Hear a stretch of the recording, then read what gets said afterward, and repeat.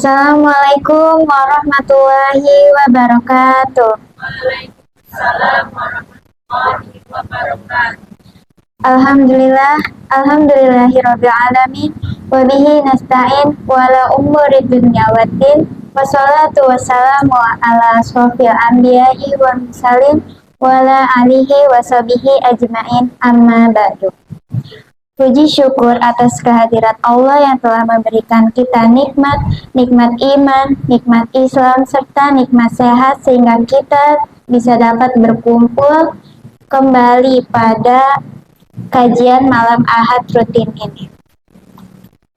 Salawat serta salam kita junjungkan kepada baginda besar Nabi Muhammad Sallallahu Alaihi Wasallam.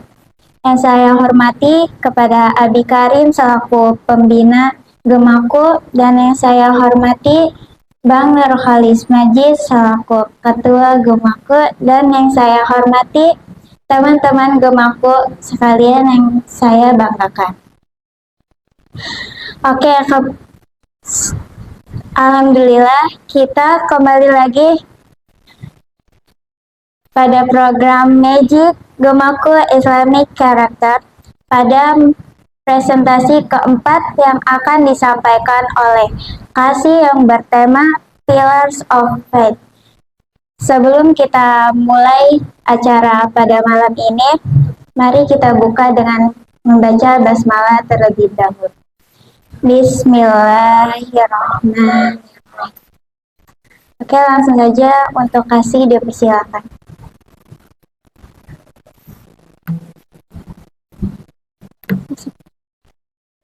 Assalamualaikum warahmatullahi wabarakatuh.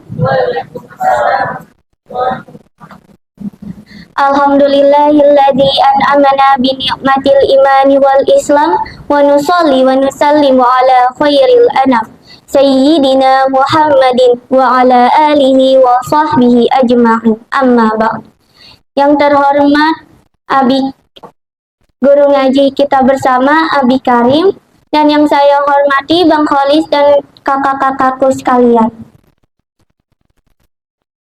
Pada malam ini, izinkan saya mempresentasikan tentang Pillars of Faith.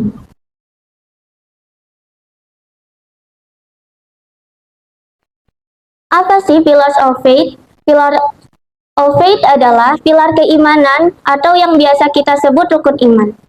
Salah satunya beriman kepada Allah. Kenapa kita harus beriman kepada Allah?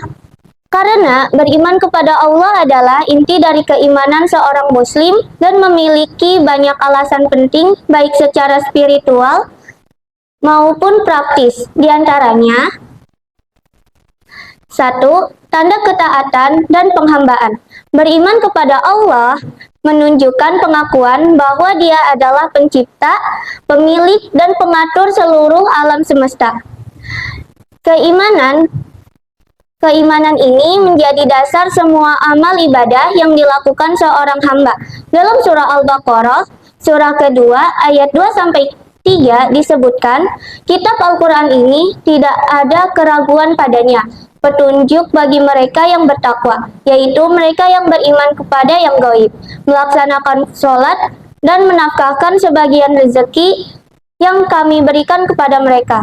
Ayat ini menegaskan bahwa keimanan kepada Allah Subhanahu wa Ta'ala adalah kunci untuk mendapatkan petunjuk dan keberkahan hidup.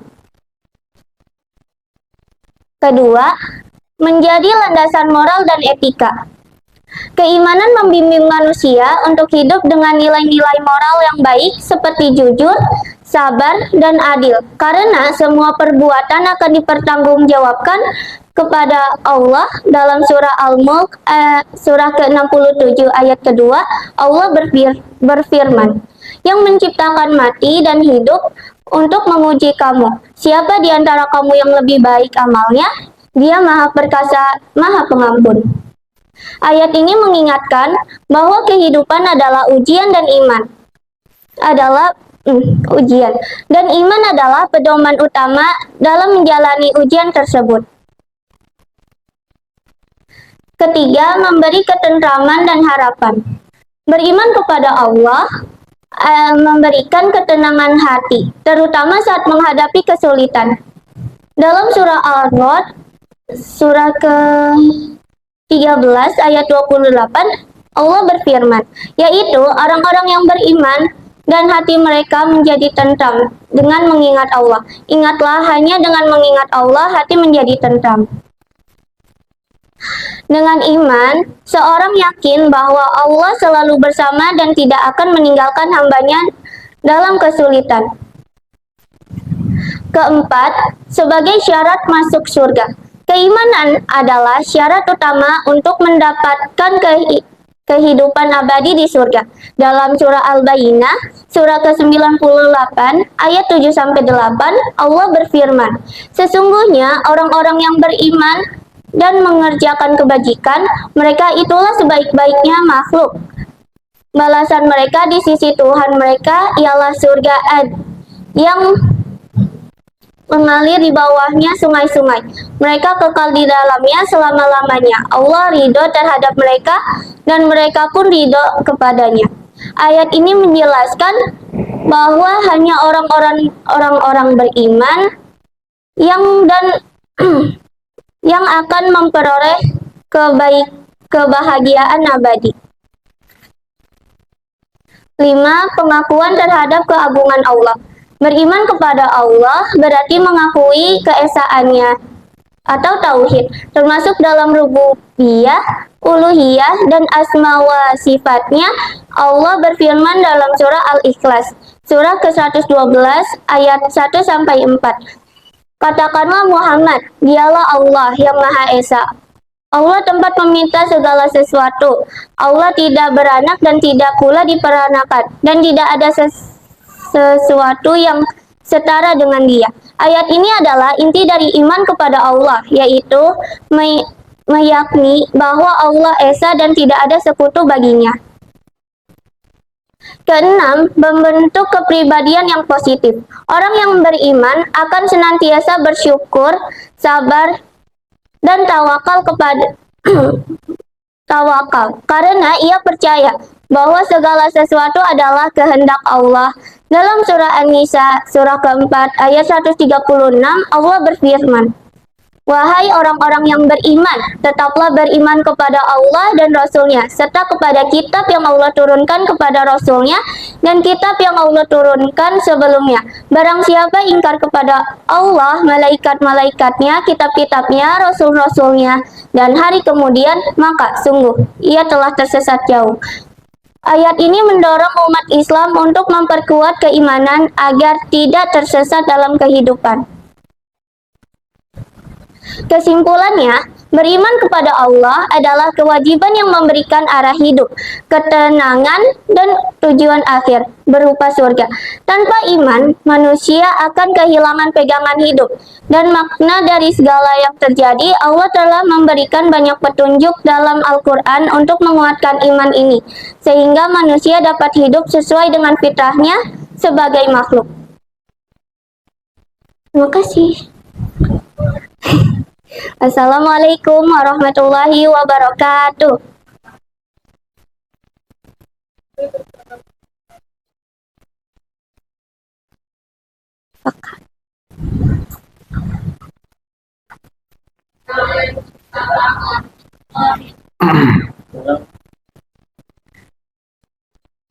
Alhamdulillah.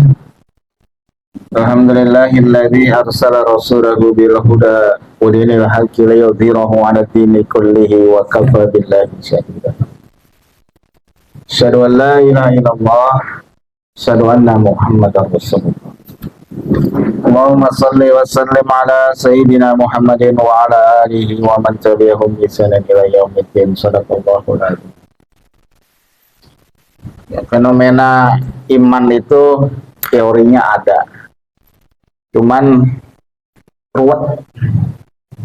Islam pun begitu.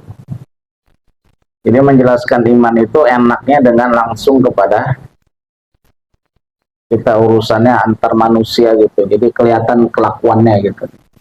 Karena kalau dibahas-bahas iman tuh jadi textbook lagi, sesuatu yang Ya tadi udah ada tuh semua yang masuk surga apa segala macam ya kan, sebagai ketaatan kita kepada Allah dan sebagainya. Ada 5 apa segala itu. Cuman kan harus tahu dari mana asal muasal iman itu. Ya kan, kata-kata iman itu dari mana ada. Ya. Kenapa harus beriman kepada Allah? Apa masalahnya kalau nggak beriman? Kenapa rupanya? Kalau kata orang Medan. Kenapa rupamu? Kalau misalkan nggak beriman sama Allah.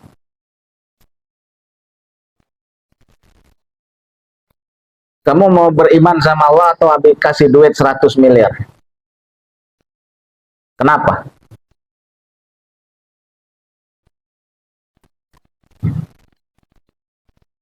Terus apa untungnya? Kamu nggak perlu taat, nggak perlu sholat pun dapat duit 100 miliar, enak malah.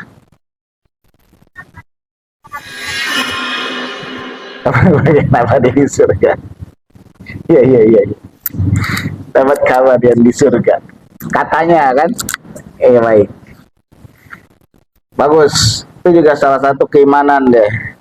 Ya, jadi kata-kata iman itu dari kata amanah yang artinya beliefs, percaya, aman, tentram, tenang. Orang kalau dikatakan aman, kamu sudah aman belum? Aman, ya kan?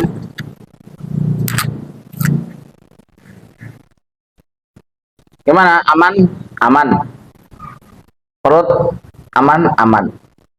Artinya aman itu kemudian membuat orang itu tenang dan tentram. Jadi satu keadaan yang aman.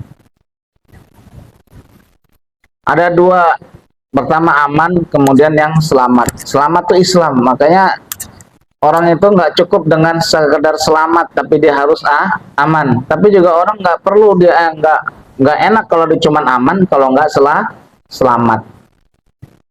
Naila dikejar-kejar anjing, kabur dia kenceng banget, dia kan ngos-ngosan kabur, kemudian lari dia ke atas rumahnya. Aman, aman. Selamat belum tentu, karena masih dikejar anjing. Jadi ada 2 orang dicari dalam hidup ini. Mau dia agama apapun juga. Nggak punya agama pun mencari 2. Selamat dan aman. Selamat itu zahirnya, aman itu batinnya. Paham? Selamat, iya. Begitu ada tabrakan, jeder gitu kan. Alhamdulillah selamat gue selamat. Gitu kan. Tapi jiwa aman nggak? Enggak, masih degduk. Nah, itu namanya belum aman. Jadi ada keadaan yang kita harus selamat dan juga harus aman. Makanya Allah menyelipkan 2 hal ini, yaitu iman dan Islam.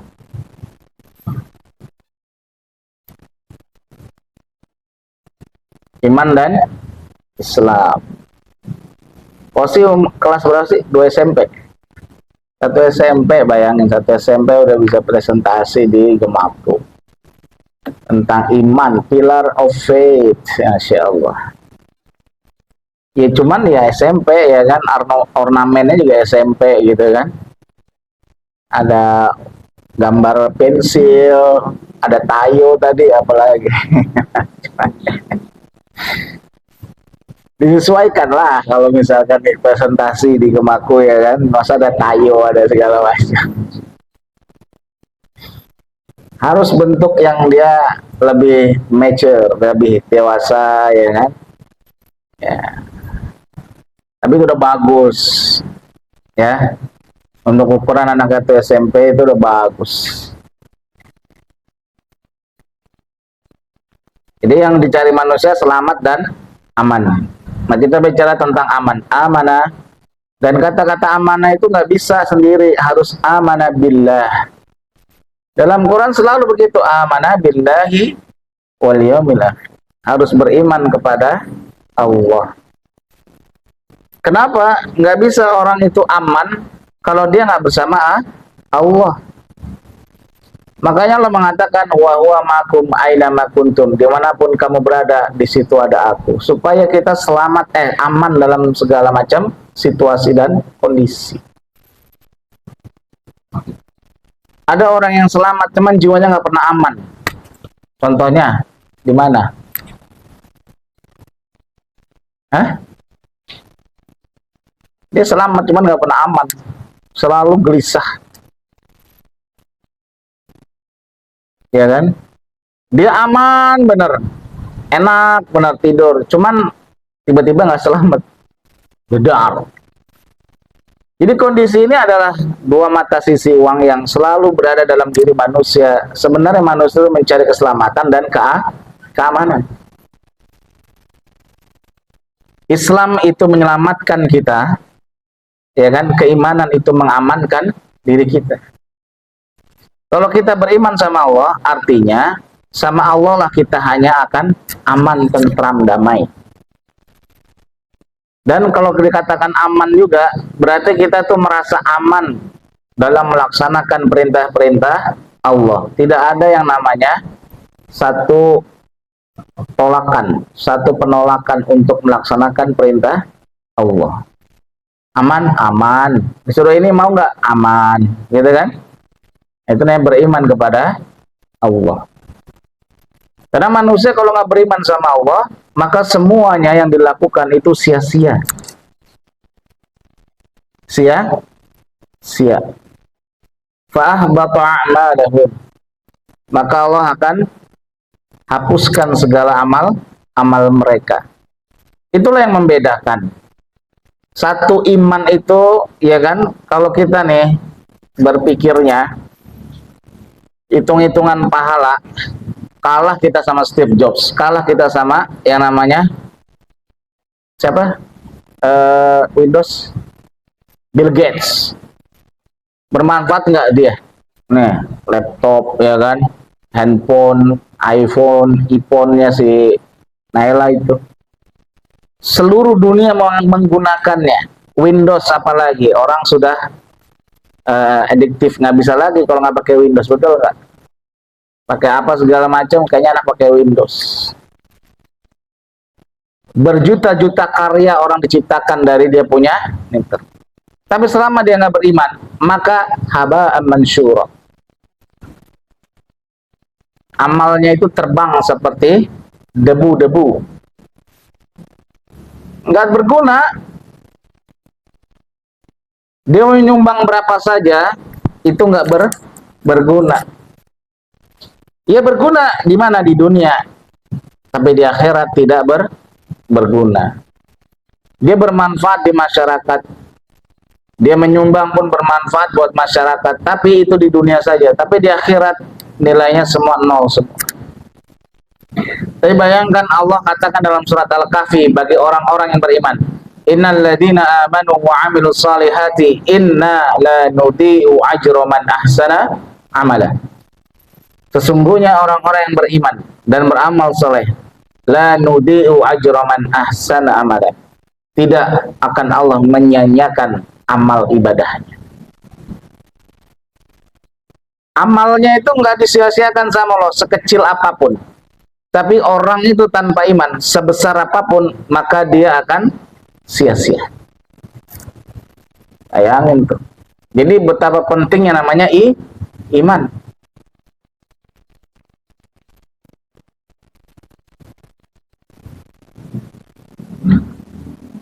Duit berapa miliar itu? Nolnya kalau miliar berapa? Zahra 9. Kalau triliun bener sih.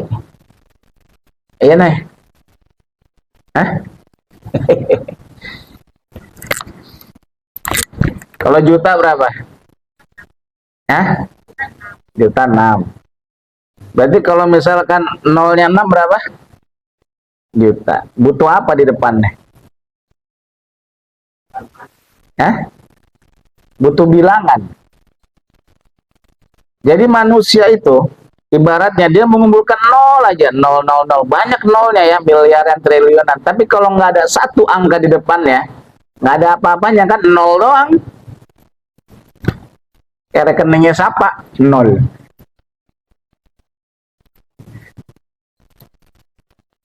Nolnya banyak begitu kan, set. Tiba-tiba ada satu angka di depannya. Wah, 1 triliun. Masya Allah. 1 miliar. 1 juta. Abi pernah lihat itu ya kan?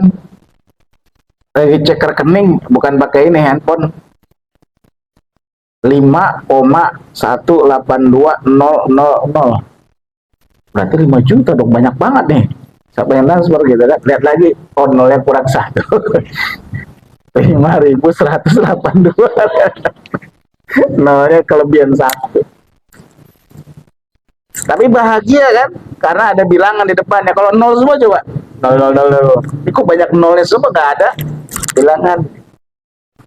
Jadi iman itu seperti bilangan 1 di antara banyaknya bilangan. Cukup dia akan membuat akhirnya menggenapkan segalanya. Ya. Jadi orang beriman itu sama Allah nggak disia-siakan khosi, walaupun sedikit pekerjaannya, walaupun kecil. Misalkan dia sampah dibuang ke tempatnya, menyediakan minum, memberikan minum seperti ini, Naila memberikan dimsum, memberikan sempol, itu nggak disia-siakan sama Allah. Walaupun bukan pakai duit dia, apalagi pakai duit dia. Suatu saat Anis beliin makanan banyak, yang datang cuma 2. Anis marah. Enggak, pahalanya sama sesuai dengan apa yang dia bawa. Dia niatkan untuk 10 orang, pahalanya untuk 10 orang. Allah nggak akan buang itu. Allah nggak sia-siakan iman kita. Karena perbuatan itu, innal ladzina amanu wa amilus sholihat. Orang beriman itu dia akan punya amal, punya perbuatan. Perbuatannya adalah perbuatan sholihah. Sholihah itu artinya adalah asli. Nah, asli itu artinya adalah memperbaiki, to reform. Jadi perbuatan yang memperbaiki keadaan dirinya dan lingkungan namanya amal soleh. Ya, namanya amal soleh. Amal itu perbuatan, soleh itu artinya adalah perbaikan. Jadi dia melakukan sebuah perbuatan untuk memperbaiki. Apa yang diperbaiki? Dirinya dan orang lain. Mengajarkan Al-Quran itu adalah amal soleh. Memperbaiki orang untuk dia tumbuh menjadi penghafal Al-Quran. Di satu sisi, kita juga menjadi orang yang baik karena mengajarkan Al-Quran. Masya Allah. Ya. Ada 4 pilar nih dalam keimanan nih. Dalam buku kita yang rukun iman, rukun Islam sebenarnya sudah. Rukun iman itu dia iman kepada Allah tuh ada 4 hal. Yang pertama eksistensi, menegaskan bahwa kita beriman sama Allah itu adalah tentang eksistensi. Allah itu ada. Secara fitrah manusia itu dia berpikir siapa yang menciptakan aku. Kenapa dia begitu berpikir? Karena dia melihat namanya martabak ada yang menciptakan, handphone ada yang menciptakan, kacamata ada yang menciptakan, dimsum ada yang menciptakan, minuman ada yang ini bangku ada yang menciptakan. Tidak ada segala sesuatu terjadi dengan sendirinya, tercipta dengan sendirinya. Semuanya didesain oleh Sang Pencipta. Maka itu eksistensi bahwa berarti ada yang menciptakan ya. Gitu deh. Itu dalil fitrah. Jadi setiap manusia itu secara fitrah sudah mengimani keberadaan penciptanya, yaitu Allah. Kita pengen tahu siapa pencipta kita. Yang kedua tentang dalil akal. Dalil akal itu jangan kalah sama orang Arab Badui. Dulu orang Badui itu ya kan, ketika dia melihat tai onta, dicari pasti ada ontanya. Nah mungkin tai onta ada ya kan, ontanya kagak ada. Nah seperti itu. Sama juga artinya tidak mungkinlah ada yang diciptakan kalau tidak ada yang menciptakan. Jadi akal manusia itu seperti itu, dia membuktikannya gitu deh. Nah tadi bicara tentang yang kedua, tadi eksistensi ya. Ada yang dalil fitrah, ada dalil akal. Fitrah manusia memang dikasih sama Allah itu manusia mau mengenal siapa penciptanya. Makanya Allah berikan tuh yang namanya kemampuan kita melihat, mendengar, berpikir itu dalam rangka mengenal siapa Allah pencipta kita. Ya.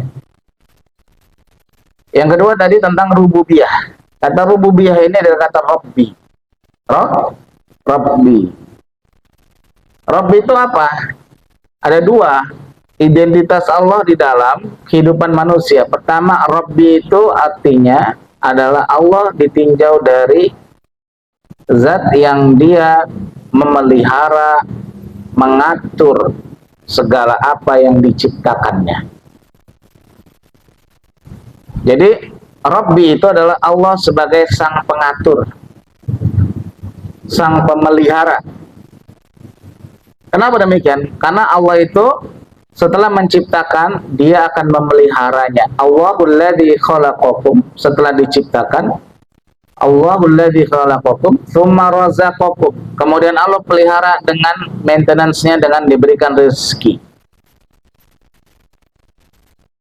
Jadi kalau ditanya alastu birabbikum, bukankah aku nih Tuhanmu? Bukankah aku yang mengatur dirimu? Bukankah aku yang memelihara dirimu? Qalu bala syahidna. Itu dalam rahim kita pernah bicara sama Allah, berjanji dan bersaksi. Alastu birabbikum. Allah bertanya, aku kan Robbimu. Rabbi itu kalau dalam bahasa Arab juga artinya ayah tiri. Kenapa ayah tiri? Karena dia adalah yang menjaga kita, walaupun bukanlah dari darah dagingnya. Kan kita. Sama juga, Allah juga bukanlah yang melahirkan kita, ya kan? Sama seperti orang tua, tidak ada yang seperti itu. Nah, maksudnya dia walaupun statusnya adalah ayah, dia akan menjaga kita, memelihara kita, mengawasi kita, melindungi kita dan sebagainya. Namanya Rabbi. Jadi kata-kata rububiyah itu artinya adalah iman kepada Allah. Kita meyakini Allah lah yang telah merencanakan dan mengatur diri kita. Jadi kalau ada orang nggak mau diatur sama Allah, itu nggak punya iman dia. Aturan Allah berikan di dalam Al-Quran. Ada perintah, ada larangan. Itu namanya adalah perintah dan larangan dari Allah. Disitulah Allah mengatur hidup manusia. Di dalam yang lebih besar lagi namanya Islam. Al-Islam, dinul Islam, ya kan? Itu adalah sistem kehidupan yang mengatur zahir batin manusia. Din itu artinya sistem. Sistem kehidupan. Dinul Islam adalah aturan-aturan yang dibuat oleh Allah. Sistem kehidupan manusia yang mengatur secara zahir batin manusia agar selamat dia di hadapan Allah. Kalau nggak mau dia diatur sama Allah, maka tidaklah tepat menjadi rububiyah. Jadi kalau Allah mengatakan ada sistem atau tentang pilar rububiyah, itu kita meyakini Allah sebagai yang memelihara kita, yang mengatur diri kita. Maka subuh itu berat, tapi kalau Allah sudah atur bangkit, sholat, ya sholat. Selamat dirimu, beriman dirimu. Betul? Allah mengatakan alladzina atainahumul kitaba yatlunahu haqqa tilawati. Orang-orang yang telah kami berikan kitab itu membacanya dengan haqqa tilawati, dengan baik. Hurufnya, tajwidnya, sifatul hurufnya, makhrajnya. Ulaika yu'minuna bih. Itulah orang-orang yang beriman kepada Al-Qur'an. Jadi Allah kasih aturan, kamu kalau baca Quran harus baik dan benar. Maka belajarlah. Orang belajar Quran itu juga adalah dia beriman kepada Allah. Jangan biarkan diri kita baca Quran belepotan aja. Ya, tanda kurang beriman. Itu kaf. Kalau masih ada dalam hati mau belajar Al-Quran, masih ada iman. Kalau sudah tidak ada lagi mau belajar Al-Quran, tipis harapan. Jadi rububiyah itu begitu. Dia adalah kita meyakini Allah sebagai sang pengatur, pemelihara. Apapun yang terjadi dalam hidup kita itu sudah diatur sama Allah. Jodohnya siapa, ya kan? Nanti bagaimana? Ini segala macam sudah diatur. Kita jalanin saja yang ada.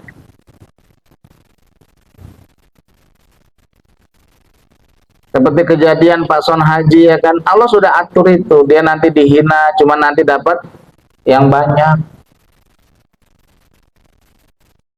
Itu kan rububiyah, Allah yang mengatur kejadian tersebut. Allah yang mengatur bagaimana manusia selip dalam bicaranya, ya kan?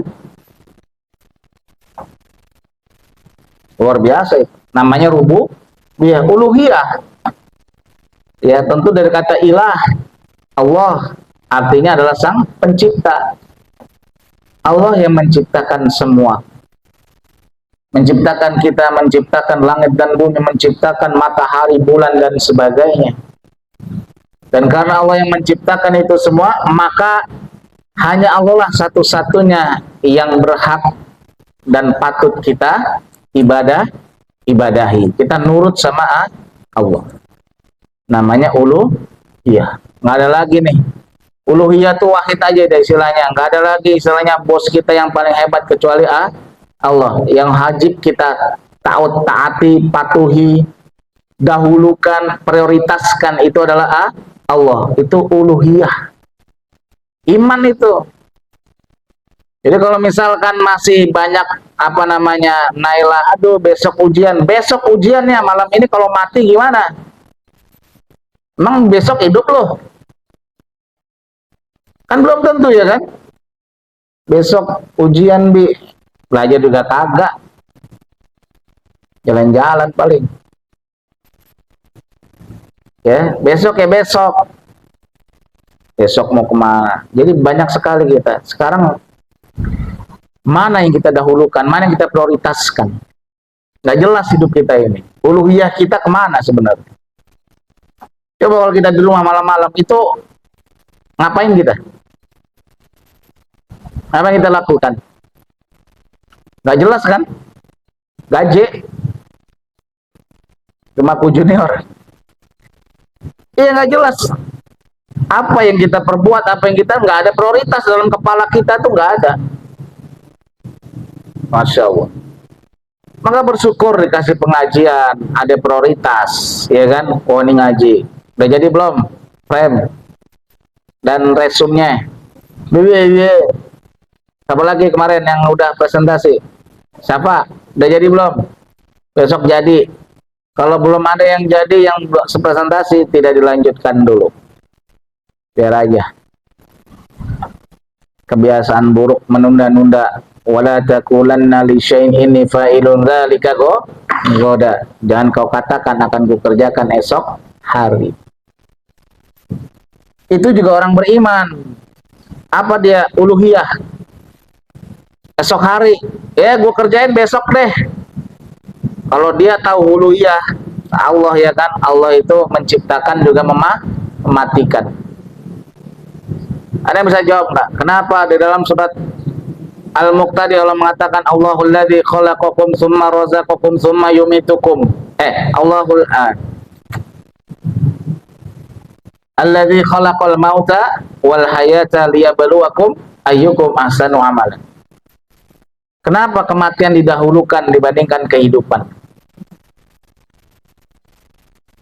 Alladzi khalaqal mauta, dialah Allah yang menciptakan kematian dan kehidupan.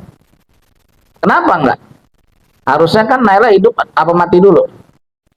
Baru, ya kan? Kok Allah katakan mati dulu baru? Maksudnya apa?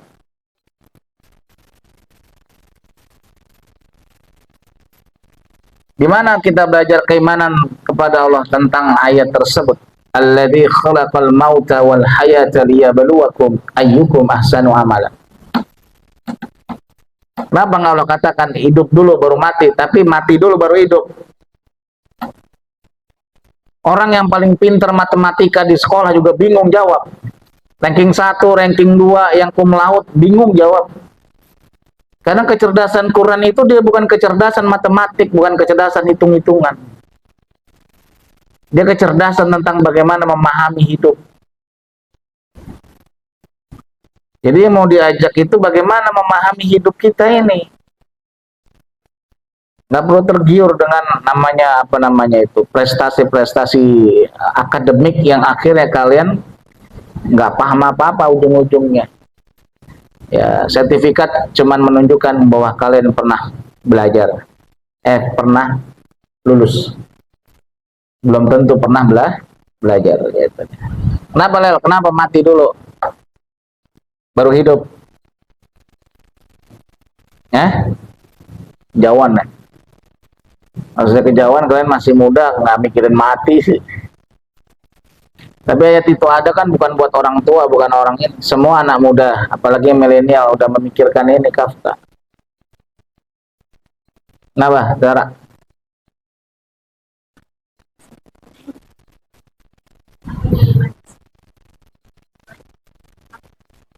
Kehidupan sesungguhnya setelah mati. Oke, bagus. Ada yang lain?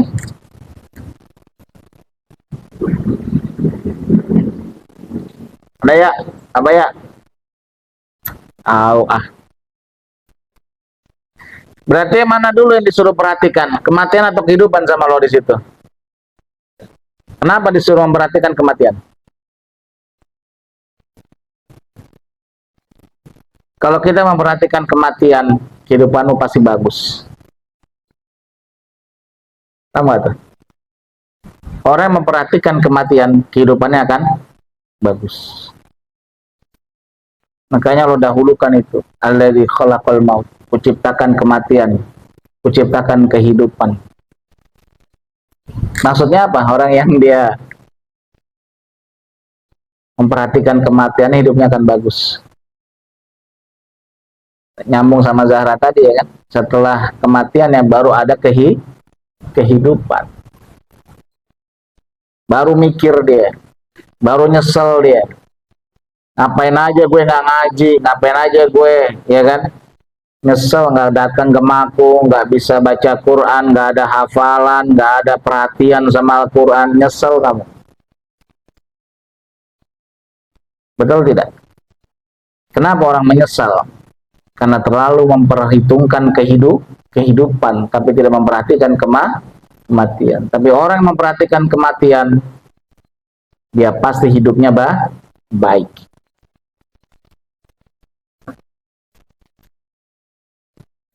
Maka perhatikan, karena kematian kita ini nggak ada yang tahu, betul nggak sih? Mendadak. Bagian kita kenal Bang Adeboy, ya kan? Anis kenal ya. Nah, itu tiba-tiba meninggal. Di antara semua kita dia yang paling muda. Itu dia. Mendadak. Ya begitulah kehidupan. Ya kan? Walaupun Abi lebih tua, belum tentu Abi yang belakangan. Bisa jadi siapa yang duluan.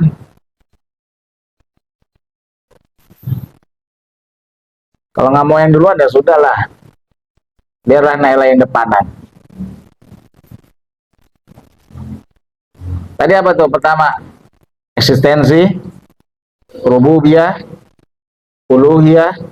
Uluhiyah itu Allah sebagai yang menciptakan kita, dan hanya satu-satunya Allah kita yang taat, patuh, ya kan, tunduk, yang diutamakan, yang diprioritaskan. Makanya nyambung dengan surat tadi, Qul huwallahu ahad, Allah somad. Allah somad itu uluhiyah, hanya bersandar kepada Allah. Nggak mau bersandar, nggak mau dia bergantung kepada yang lain kecuali kepada Allah. Maka dilatih kita. Gemaku, dulu jawabnya apa? Ha anaza. Inilah aku. Nggak bergantung sama orang tuaku. Dia bergantung kepada dirinya sendiri. Itu sama seperti ayat tadi. Allah As-Samad. Dia bergantung hanya kepada Allah. Jadi namanya surat apa namanya Al-Ikhlas itu adalah tentang uluhiyah. Jadi Allah yang menciptakan kita, maka yang paling utama dan terutama yang didahulukan, diprioritaskan adalah yang kita ibadahi adalah Allah. Maka kalau Allah udah manggil Allahu Akbar, segera melebihi dari panggilan ibu kita, melebihi dari panggilan orang tua kita. Sama orang tua datang nggak dipanggil, Nis, datang nggak? Dipanggil sama Allah, slow babe. Ya lihat. Kafka gimana? Kamu lebih nurut ibu kamu apa panggilan Allah? Kalau paling itu satu, gimana sih? Lebih apa lagi? Lebih siapa yang dia? Yakin? Apa sih? Ada saksi hidup di sini? Enggak dua-duanya, Masya Allah ya Rahman ya Rahim. Ada saksi hidup, enggak dua-duanya. Ajarnya cuek, panggil maknya juga cuek ya Allah. Lalu di mana iman kita? Kan gitu kan? Di mana iman kita? Mau ngetes iman tuh cek dari situ aja, rububiyah, uluhiyah, ya kan? Yang terakhir asma wal sifat. Iman itu berhubungan dengan namanya asmaul husna. Asma, Allah itu punya nama-nama yang baik dan sifat-sifatnya yang kita sudah pelajari, yang sifat 20 itu. Ya. Baik, itu saja yang dapat saya disampaikan tentang keimanan ini. Terima kasih Khosi, Pillar of Faith. Akhirnya kita buka lagi materi lama tentang yang namanya iman amanabi billah. Eksistensi, rububiyah, uluhiyah, asma dan sifat. Allah punya asma. Contohnya misalkan dalam surat makro berapa Lis? Asmaul husna. Makro 7 ya. Falillahil asmaul husna fad'uhu biha wa zarul ladzina yulhiduna fi asma'i sayujzauna ma kanu ya'malun. Surat Al-A'raf 180 berarti ya. Ya. Dan walillahil asmaul, dan Allah itu memiliki asmaul husna. Punya asma, punya nama-nama yang tinggi. Maka berimanlah dengan nama-nama Allah itu. Al-Ghafar, Allah yang maha mengampuni. Ar-Razzaq, Allah yang maha memberikan rezeki. Al-Latif, Allah yang maha halus, sensitif. Semua nama-nama itu, maka berimanlah. Fad'uhu biha wa zarul ladina yulhiduna fi asma'i. Ya kan? Assalamualaikum warahmatullahi wabarakatuh.